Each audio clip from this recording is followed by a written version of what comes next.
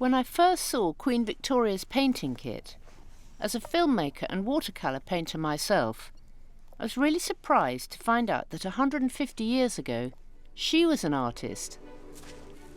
Her great-great-great-grandson, His Royal Highness the Prince of Wales, also enjoys painting. And for the first time on film, he agreed to tell me the extraordinary story of the tradition of art in his family through the ages. She was doing it in those days on her writing paper, like I started. And in the search for the earliest evidence of art in the royal family, we'd discover literally dozens of other talented artists. See, these are wonderful, these watercolours. Revealing an extraordinary treasure trove of creativity by royal hands. They're usually not quite spelt right there. Napoleon. We'll be finding out more about their art and what their art means to them. I think, drawing from nature, observing nature is absolutely crucial.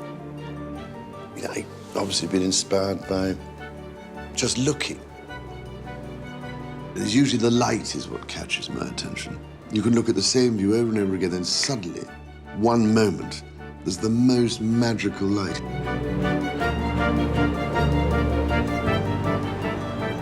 I sometimes paint in the evenings, and every now and then, when it dries, suddenly, it is exactly what I was looking for. You think, did I do that? Which part of me has it come from?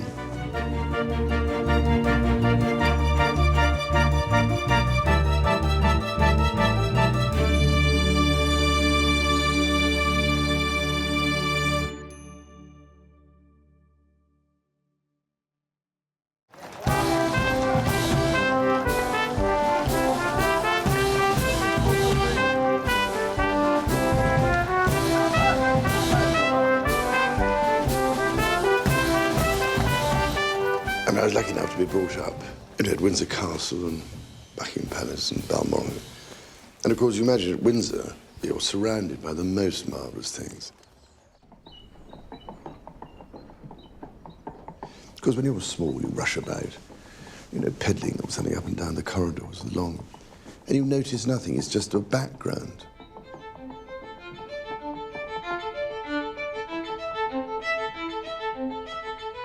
Suddenly, literally, I must have been 14 or something. Suddenly all the pictures on the walls, the furniture, just came into focus. Look, do you know what I mean? And they'd just been blurred sort of backgrounds, which were just there. Then suddenly I started looking. Amongst this incredible collection of masterpieces by artists like Canaletto and Rembrandt, we found art actually done by members of the royal family themselves. And we were given a very special guided tour. This oil painting was done by my father, the Duke of Edinburgh, when I was a child. It's of the Queen having breakfast in the private dining room here at Windsor Castle. His father passed on this interest by showing the Prince of Wales how to paint when he was young. My father's paintings, like many by my forebears, were done for pleasure on public and private trips. This rarely seen lino cut of a circus horse was done by the Queen when she was young. It's rather good, the horse. Yes, she must have been sort of 8 or 9, I suppose, or younger. But they're obviously done for their parents. Like many of these things were done, given to the parents at Christmas time or birthdays or things, like one does as a child. I remember doing it to my grandmother and others. We walk away and shuffle off our mortal coil, but these things live on. That's what's so riveting, I think, about looking at other members of my family in the past. It's this feeling that, there they were, you sense them sitting, doing the painting and everything else, and then that stays behind. It's still you. It's a part of you that's still there, the rest of you's gone. We'll be looking through the Prince of Wales's family tree to see if there's evidence of an artistic inheritance.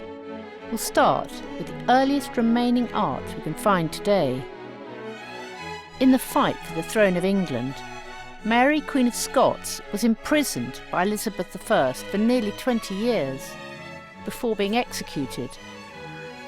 With time on her hands, It was in prison that her art was to flourish.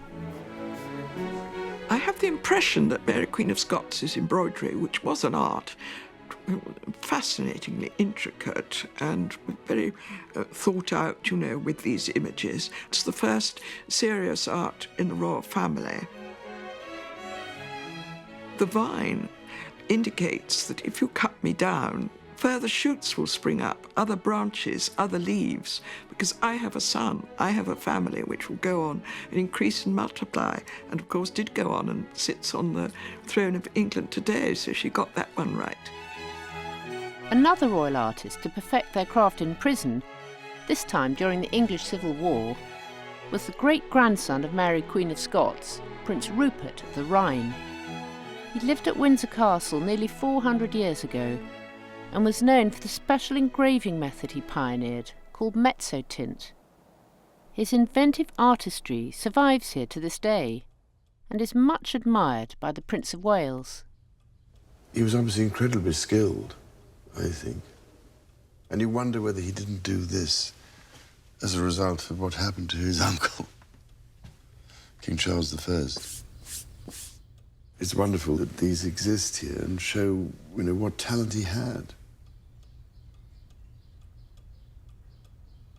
You can imagine the scale of it. It was quite a job doing a mezzotint like that.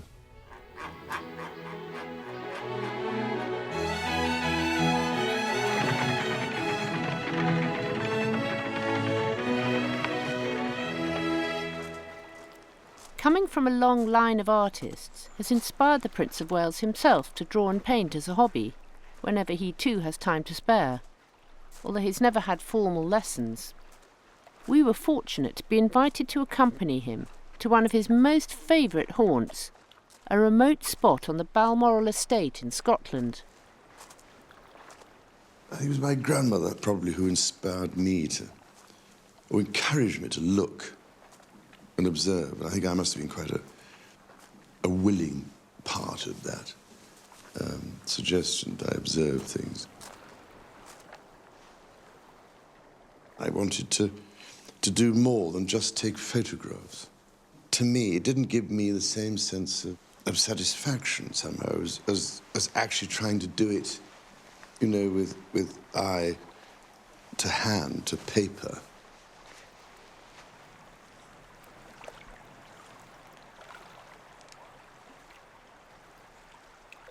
I used to sit myself out on the hill and I'd try and sit and mix things, and it would rain and everything went spotty. And I thought, oh God. So I then eventually decided, years later, that I'd do it all inside.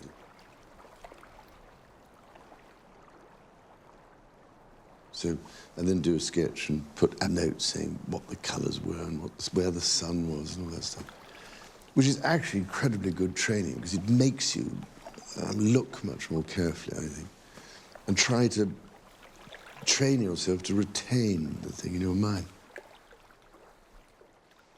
I love painting snowscapes.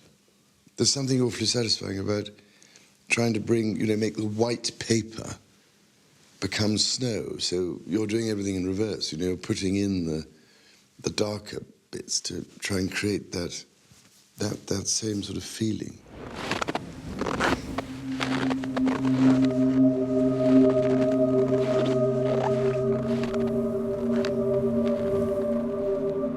That one, I did a sketch for that. There we are, that sketch. Trying to make sense of that's always interesting when you come back. Up at Loch Callerton, so on that side.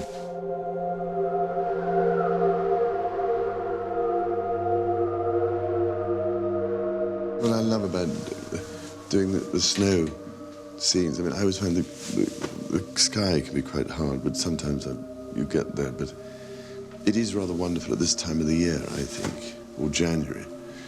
All the light on the snow and the shadows is so exciting to do, I think. Over the years, a talent for art has surfaced again and again in the royal family. But is this genetic? Or do they traditionally choose to spend their time developing their artistic skills? The Prince of Wales is especially interested in the next artist he's going to show us. arguably the most cultured monarch ever to sit on the throne of Great Britain. 4 generations on from Prince Rupert of the Rhine, everybody is taught that King George III was the Mad King. But in the library at Windsor Castle are some of the most remarkable and beautiful treasures, which I hope will redress this simplistic view of him. King George III had instruction in drawing, and particularly in looking at architectural drawing, as that was considered an important part of his education.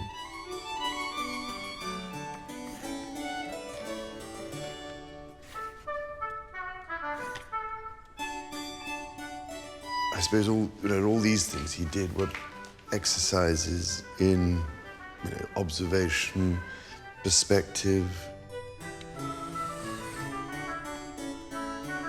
It clearly developed his eye for buildings and the whole issue of scale and proportion and everything else. So clearly it was an interest that remained with him for the rest of his life. His interest in art and architecture led him to give his active support and a very generous benefaction to the Royal Academy of Arts. He was very much of his time in that in the mid-18th century, many more people of his ilk learnt to draw, were encouraged to draw, were expected to draw as a recreation. I do think it's plausible that somebody who's very busy and exercised with issues of constitutional governance, anxious about the French Revolution, might have decided that drawing a classical temple was a way of taking his mind off the rest of his life. He used this illustration of a temple at Palmyra, now in Syria. God knows what will happen. I pray that they won't destroy this. But he did this wonderful thing of transposing that into a wonderful sylvan landscape, with the water and the boat on it.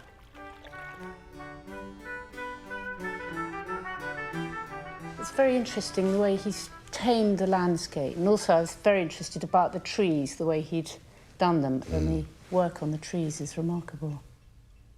But they all, at that time, in the 18th century, there was a particular way of doing the trees. But it took an awful lot of effort because you had to use the pencil, little sort of circles, do you see?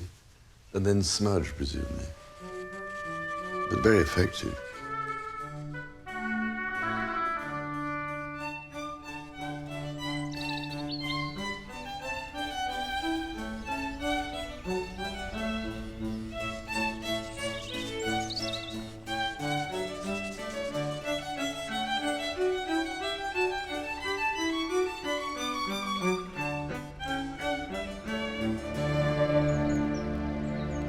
The end of 1788 saw the onset of the first serious bout of the king's illness, now recognized as porphyria, which was extremely severe. He's one of those people, I always felt anyway, been much maligned by history. Now, I discovered the other day that he was using products for his hair and things like that, which may have had arsenic in, because they've taken hairs from him. He says, and sent them to a laboratory and discovered that he had extraordinary levels of arsenic. So it could be that the use of arsenic in some of these, medications or something had, made it even worse. His delusions and his awful delirium and everything else that this poor man had to go through. So, obviously the disease, the problem, caused the most appalling pain and everything else. Of course, drives you mad. There are very few drawings by him after this date.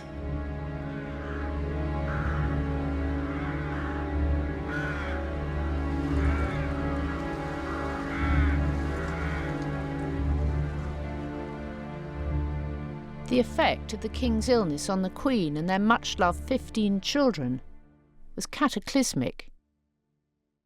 The normal process of marriage for the daughters was halted, effectively leaving them in limbo with unlimited leisure time. They spent their hours botanising, studying flowers and plants at the family's artistic retreat, Frogmore House, not far from Windsor. Princess Elizabeth was, I think, the most artistic, the most fun of the daughters, who had a real spark for life. She learnt how to do oils and watercolours. That's really good, though, you know, the drops of water on leaves and things. And a bird's nest, you see. Brilliant. The moss.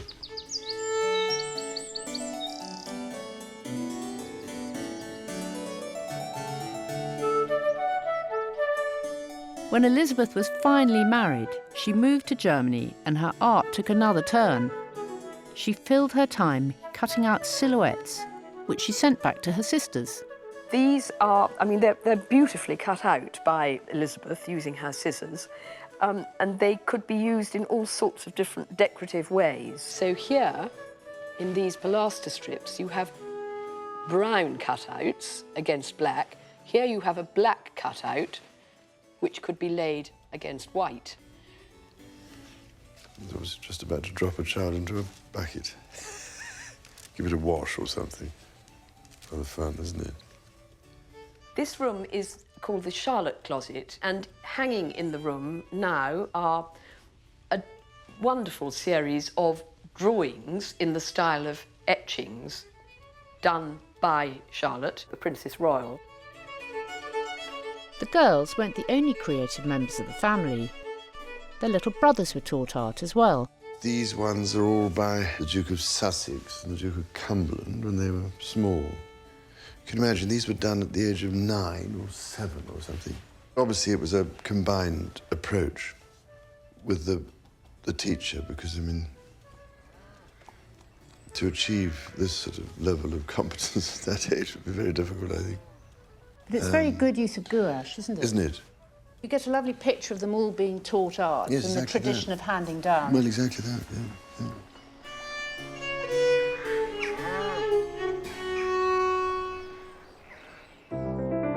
In our search through the dozens of artists in the royal family tree, we came across an era bursting with creativity.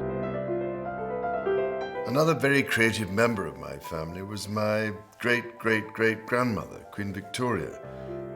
She and her husband, Prince Albert, spent much of their private time at Osborne House on the Isle of Wight, drawing and painting out of the public gaze.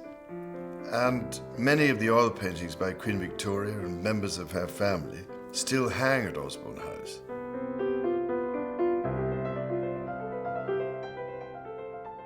They both are terribly aware of the importance of art, but for Victoria, I think it's more an emotional thing, an outlet for her emotion, and for Albert, it's much more of a sort of a duty thing.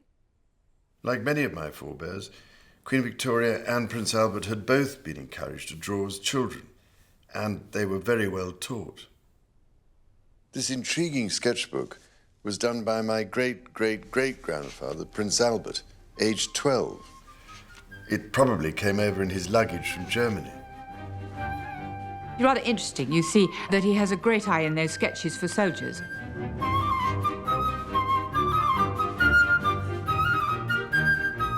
He's always looking at perhaps what princes are trained to look at, which is, you know, what medals you've got on, what uniform you're wearing, and what ribbons and stripes. Yes, they're riveting. They're full of energy, aren't I mean, they? they're full of endless sort of disasters and military subjects. Marvellous idea, is galloping that way and shooting somebody coming from behind. Gracious, look at this. And these horses are quite good, aren't they?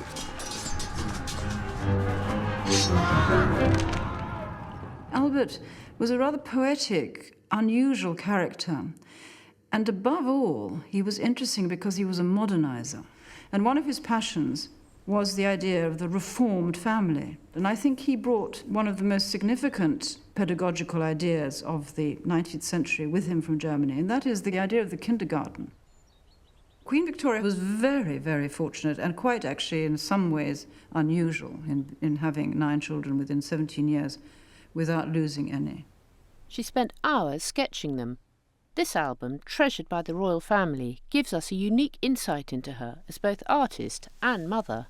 Because you didn't have cameras, it was crucial to do this, otherwise you had no records at all. The amazing thing is the time that they had. She was doing it in those days on her writing paper, I think, rather like I started. I think those early sketchbooks are extremely interesting, the pictures of the children. She had a great powers of observation. She was fascinated by people. She's drawing tender pictures of her own children. She's scribbling portraits of the Prime Minister on her blotter, whatever it might be. But she obviously felt a sort of tenderness for her children. I think these are so incredibly nice. That must have been it. Looks like Windsor to me. Adorable. Back views. Dressing up again. He was. Zelfrid. I mean, it's such a wonderful record, this, I think. That's the Kaiser. Marvelous background. Both Victoria and Albert insist that their children should have drawing and painting and handwriting too, sort of factored into their timetables, which are set up from a very early age, from the age of 4. That was part of the accepted approach to bringing up children, making sure they had, an adequate understanding of the arts. You're going to begin by using a wash, using a brush, and then later on you'll have a chance to use a line. So it might mean you've got layers of wash and figures or layers of drawing, and that will just give it a sense of movement because it is a quick posing class.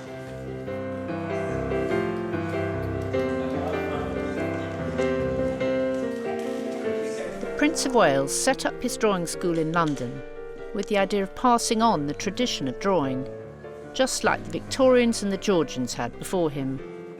Today, the school runs classes for all ages.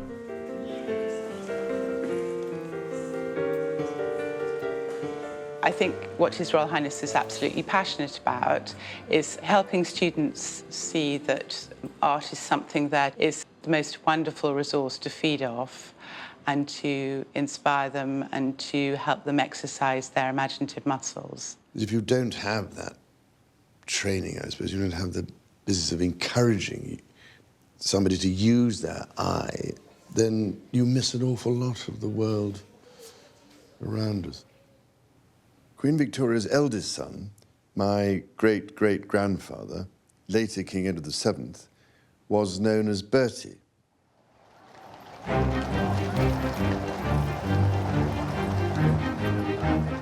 His teacher did this thing of getting him to copy his, and in a funny way, I suppose, you did learn a lot by having to copy. So that's what happened, I think, in this case here with Edward Corbell doing one, and then my great-great-grandfather doing the other. That didn't quite work. Obviously a bad day, I think. It's quite difficult to be able to do. Otherwise, he gets quite good.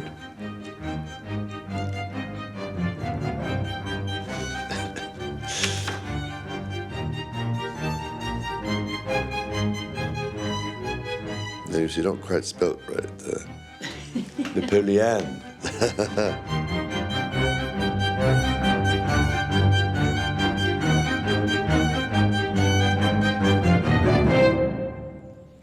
Queen Victoria spent a lot of time in Scotland, at her other retreat, Balmoral, where nature and the elements were to further inspire her art.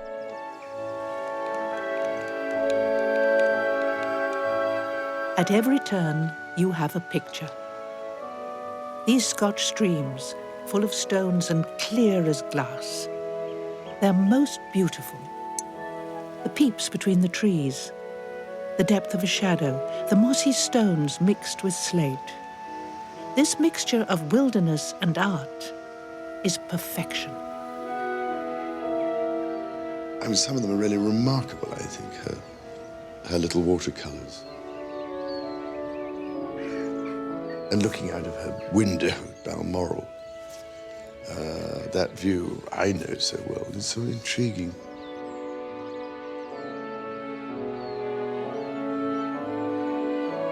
And what I find so fascinating is how I have ended up doing the same sort of views.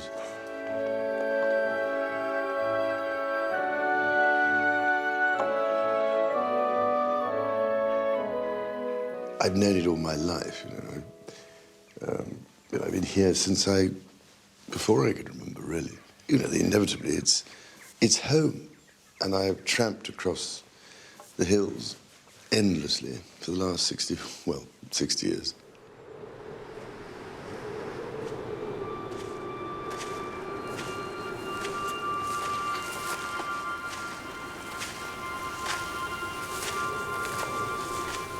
You know, they become indelibly part of your life and your soul, really.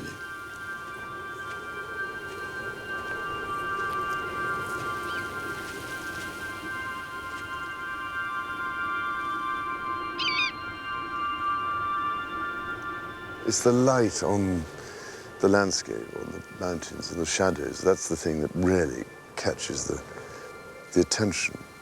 And it doesn't happen very often, funnily enough. You just suddenly get the right combination. And suddenly it's the dark and the light and the shapes which are really what I think are so important. So obviously, if I see something, I suddenly have to stop and try to remember it, you know, as much as I can. Because it's a very good, I think it's a very good exercise in observation. You have to try and imprint. And what about colour? What he's seeing in the colours? You know, I come to the conclusion everybody sees it slightly differently. Depends the way you look at the world. But yes, I mean, it's then, of course, the fun is thinking while you're looking at it, now what paint colours am I going to use to try to create that feeling? I mean, finally, one of the most, I think, sometimes difficult colours to get is the colour of the birch trees in the winter, in that sort of January period, when they go purple. It's the most extraordinary thing, the bare branches.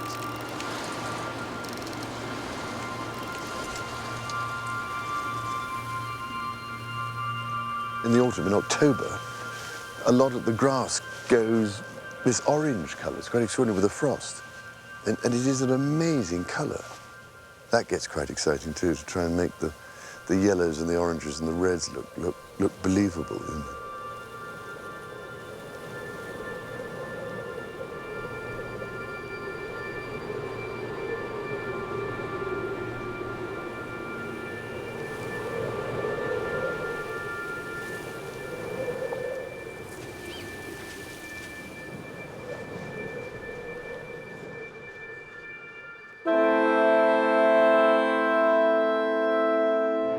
In 1861, Queen Victoria's husband Albert died.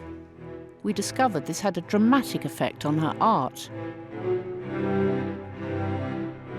She retreated into widowhood for 40 years, and her paint box became her solace in his absence.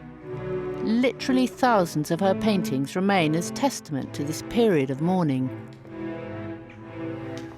The tragic thing about all this, I think, is that these ones are all done after Prince Albert's death, and we'd always had things like the third year of my desolation in 1864. Each one says that. First, second, third, fourth.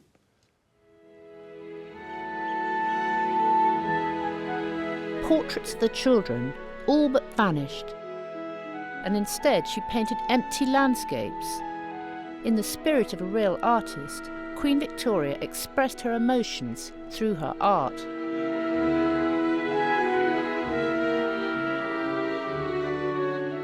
Here's there we are, another one.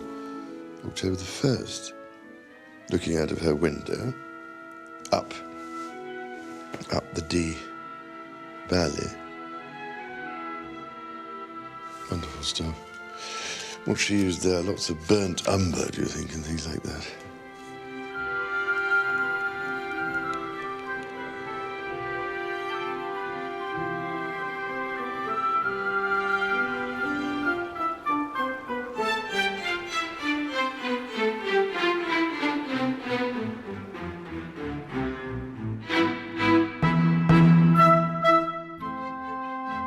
Prince Albert's death was to affect the art of Queen Victoria's sixth child, Princess Louise, as it had done her mother's.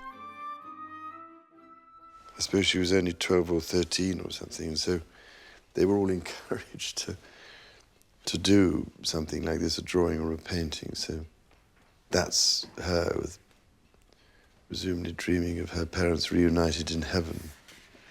But she was quite young, you see. I mean, these are remarkable, I think. I mean, Princess Louise was, a seriously good artist.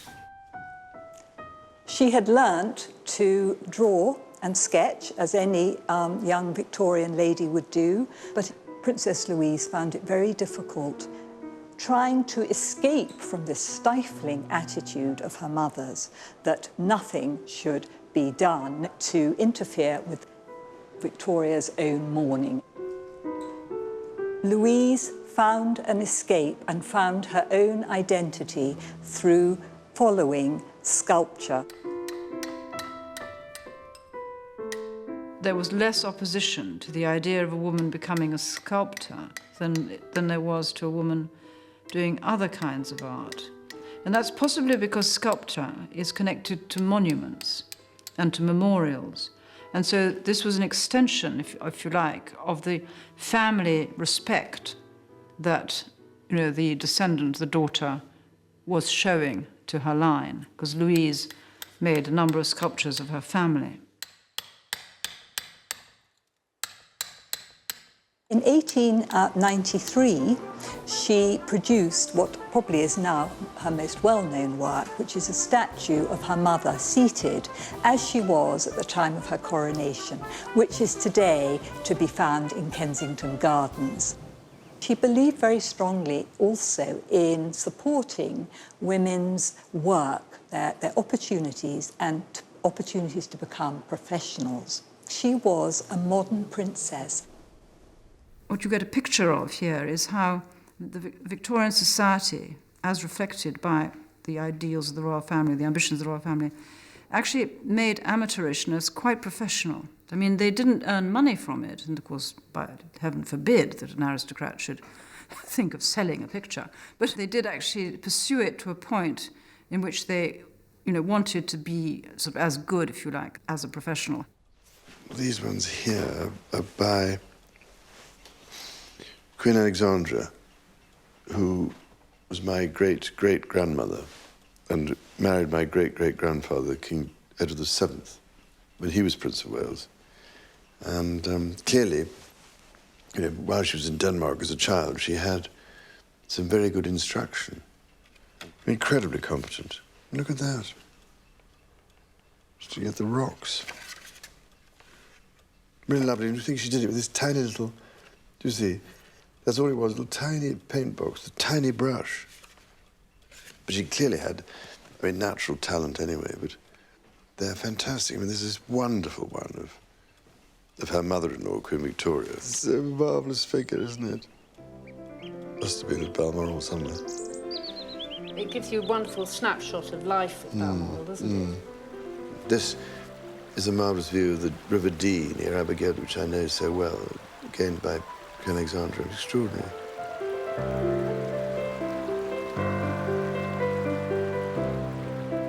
See, that must be Loch Mick, where we were. Exactly.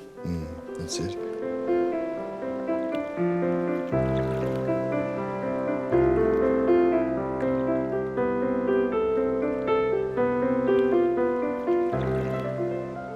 The Prince of Wales's artistic roots are not just on the maternal side.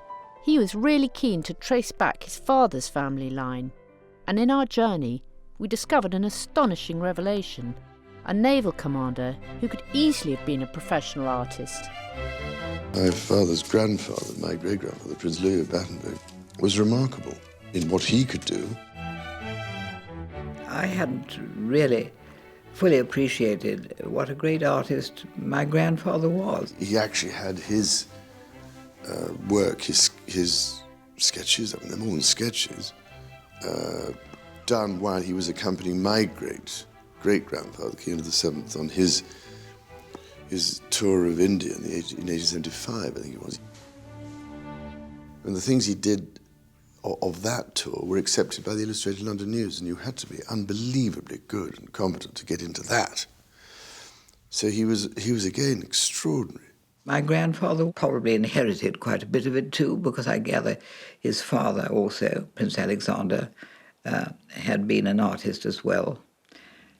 And of course one has to remember in those days, either you drew everything, or there was nothing to show people what the experiences were that you'd been through.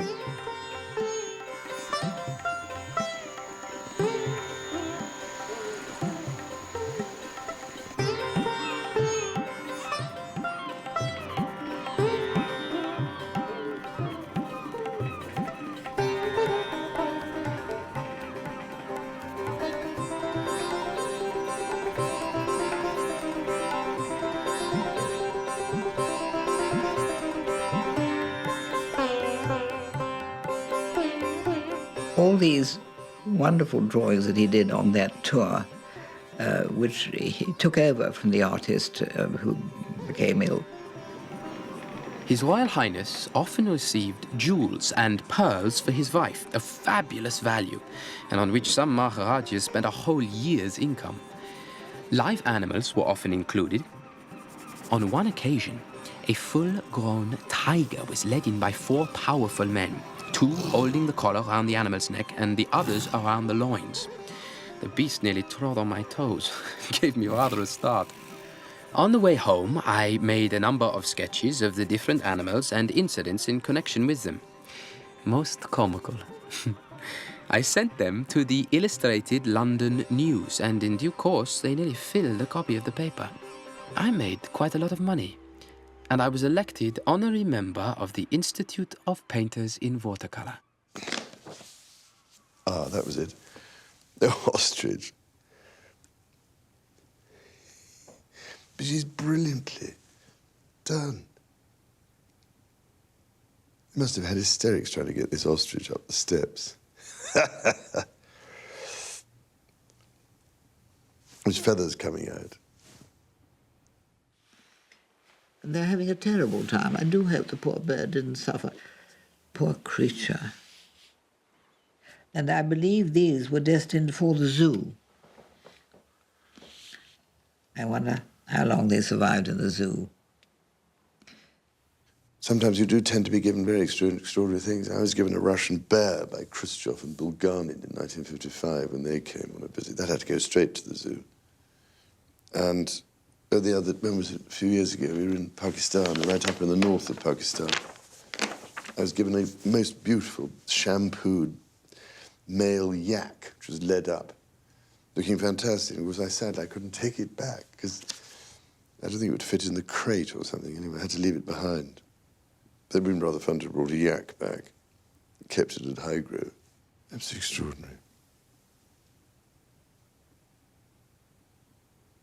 This idea of being carried on a sort of,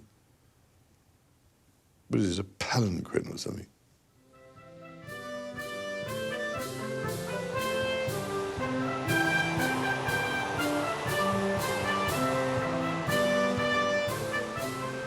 Like his forebears, the artist Prince Louis and the Prince of Wales 150 years ago, the busy life of the heir to the throne involves a lot of travelling round the world in the glare of the public eye. Although it is more than 15,500 kilometres from London, and I'm so jet-lagged that I feel a few sausages short of a Barbie,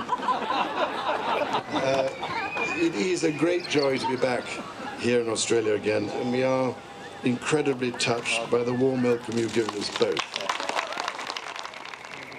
For a keen artist like the Prince of Wales, these hot and exotic destinations provide much artistic inspiration. But increasingly his busy schedule doesn't include painting, so he invites an unpaid artist to accompany him. I decided back in 1985, I think it was, I'd take an artist with me on every official visit overseas. So I've been doing this for quite a long time. It'll be amusing, I hope, for 1 or 2 people in years to come, possibly. The results of that. The fact that an artist is around, I find very enjoyable. I enjoy artists. really was a surprise, a pleasant surprise, when I was asked to go along on this tour of Australia with him.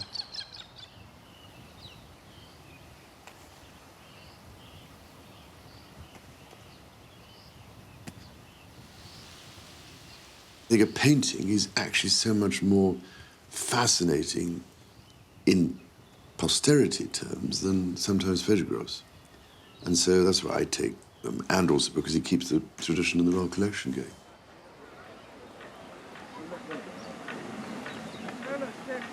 Well done, Mike.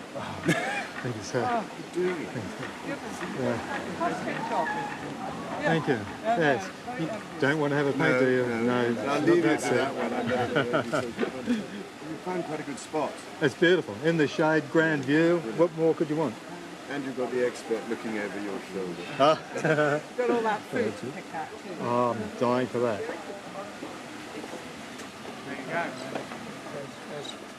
That's the mango. That's terrific. Yeah, that's a start. Thank you. Brilliant.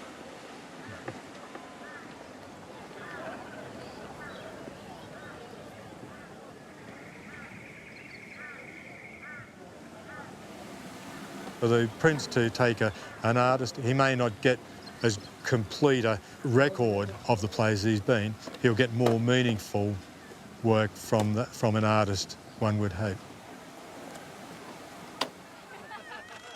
My problem, as you could imagine, on these overseas expeditions, on the official ones, is I haven't got time, so I do little sketches, and then I do them when I get back.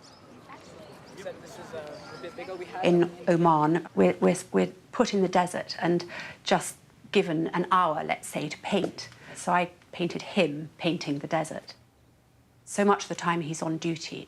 And painting allows him a little time for quiet reflection and also a bit of an investigation of things at a deeper level than his whirlwind existence normally allows. Painting like this is almost meditative in the sense that you enter another world. It's most extraordinary. Everything else is excluded. And you become so absorbed. I suppose meditation is concentration, really. And then coming out of it is like coming out from, like drawing a curtain and being dragged back into the real world. I think it's very important to realize that people, however much they have to spend their life in the public eye, do have a bit of private time and the sort of things that interest them. I think Prince Charles has developed enormously, of course, as an artist, and it's always nice to discover that you've perhaps inherited something from earlier generations, which I've no doubt he has. This is Hoona Mill near John O'Groats. It's the most wonderful place. You develop a system after a bit, and the same thing with the colours. I tend to have the same sort of colours. I've learnt, on the whole, a bit how you mix them and what produces what. The great thing, after a bit, is you begin to realise that something like this will look much better further away. So as you come away from it, I think at about 100 yards, it looked quite good.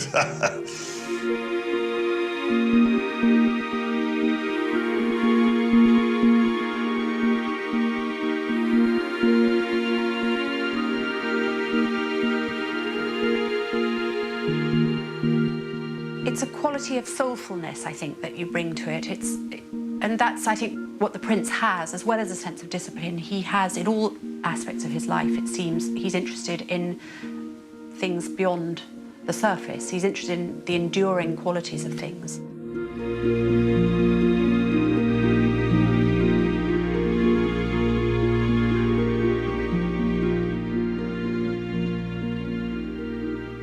That is Morocco. I think I did that. I nearly missed the aeroplane as a result because I wanted to finish it.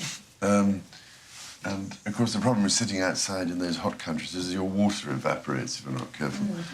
Those two are the Selous game reserve in Tanzania, when there was a terrific amount of rain, everything had flooded. But again, I was quite pleased with these because it has this incredibly humid, hot feel to it, I think. That's the Serengeti. Well, the best time of day really is 6 o'clock on for 2 hours. Or either that, if you get up early enough in the morning, 6 o'clock in the morning, at this time of the year, it's fantastic. But I don't want to paint in the middle of the day. It's just hopeless. Doesn't inspire you, does it? Well, it's got no shadow, no contrast. It's in a funny way. Well, cypress trees are very Tuscany, I think. inspiring, aren't they? Yeah. And the fun was just, highlighting just the light on the edge of the cypress trees. Again in the evening. Because again, it was the shadows coming down from that wooded hill, which I thought was so special. By looking at his art, we've been shown another side to the Prince of Wales. Inspired by his forebears, he enjoys spending his spare time painting for pleasure. But he's not the only member of the present generation of the royal family who produces art. Our journey has brought us to the Queen's niece, Sarah Armstrong Jones, a professional artist who's also been inspired by her family. My mother was very creative and artistic, had an amazing brain, and my father is a photographer, so I think I was in a very creative family background. When she was little, she was surrounded by all these beautiful paintings and things, and I think she wanted to pass it on down to my brother and me. Sarah now jostles for her position in today's busy contemporary art world. I think it's very important to set up with a gallery and to have somebody to represent you. And I'm very lucky to have that in a position that I am now. Hello. Hello, Sarah. Hi, how are you? Hi, Hi, Richard. Hi. Hi, Paul. Everything arrive okay? Yeah. Good. Yeah, just getting there. We're just placing things. We don't show them anonymously at art fairs, so her name's on there. People sometimes make the connection and they'll say, oh, is that Princess Margaret's daughter? And we say, yeah. The gouache is probably in the corridor. Good idea. Could you hang them in one long line? Yeah, just as you come down. We don't make any special concession for her background at all. So our main criteria is the strength of the work and how the exhibitions work. Isn't it? Yeah, it's good. She's more experimental than some of the other artists that we show. She's really pushing herself. So she's very much a professional artist and totally dedicated to that activity. The drawings are based from nature, but it's just on a larger scale, because I'm interested to see the pencil line on a larger scale, and sometimes those fit into the oil paintings.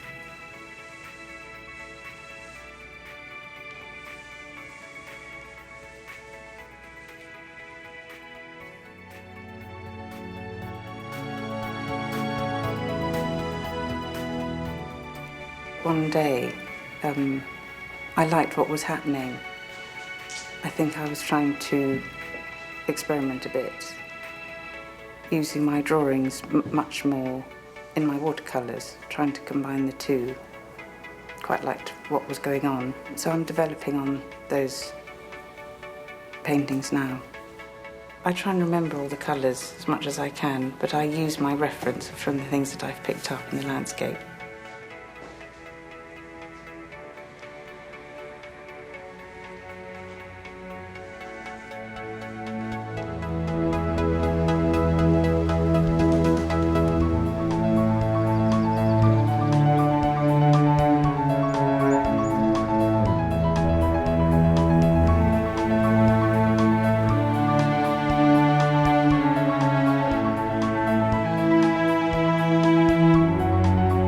Set out on this journey, we didn't know what we would uncover.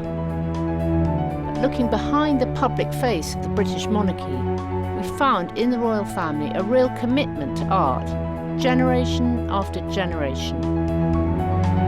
Each inheriting an appreciation of what practicing art can bring, and also the importance of handing it down.